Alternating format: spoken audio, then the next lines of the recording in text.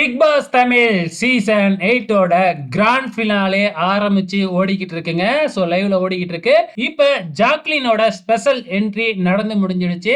Jacqueline வந்து பாத்தீங்கன்னா எப்படி வந்தாங்க? மத்த எக்ஸ் கண்டஸ்டன்ஸ் எல்லாம் ஆரம்பத்துல வந்துட்டாங்க. அதுக்கப்புறம் விஜய் சேதுபதி வந்து உள்ளார வந்திருக்கிறாப்ல. அவங்க வந்த உடனே டிராஃபியும் கொண்டு வந்து வச்சிருக்காங்க. ஒரு ஆள் குறையுது இல்ல அப்படின்னு சொல்லிட்டு ஜாக்லினோட நேம எல்லாருமே அங்க சொல்றாங்க. அப்பதான் ஜாக்லின் என்ட்ரி கொடுக்குறாங்க. ஸோ ஜாக்லின் வந்து அங்க வெளியில வரும்போது டிராஃபியோட அவங்களுக்கு கொடுத்த அந்த களிமண் டிராஃபியோட தான் வந்தாங்க. ஆனா உள்ளார வரும்பொழுது அந்த டிராஃபி அவங்க கையில இல்ல. சோ அதுக்கப்புறம் வந்த உடனே வந்து பாத்தீங்கன்னா நம்ம ஜாக்லினோட ஏவி போட்டிருந்தாங்க.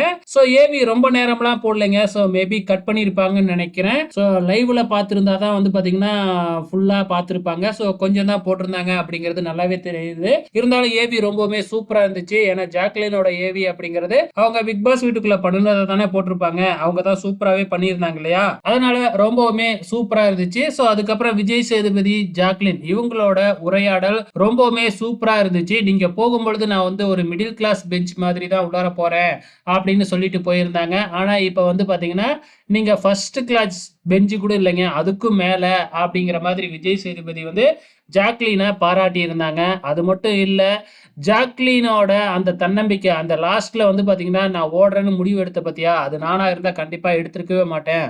ஆனா உன்னோட துணிச்சலை பார்க்கும் பொழுது எனக்கே மெய் சிலுக்க வச்சிடுச்சு அப்படிங்கிற மாதிரி வந்து ஜாக்லினை பயங்கரமா பாராட்டினாங்க.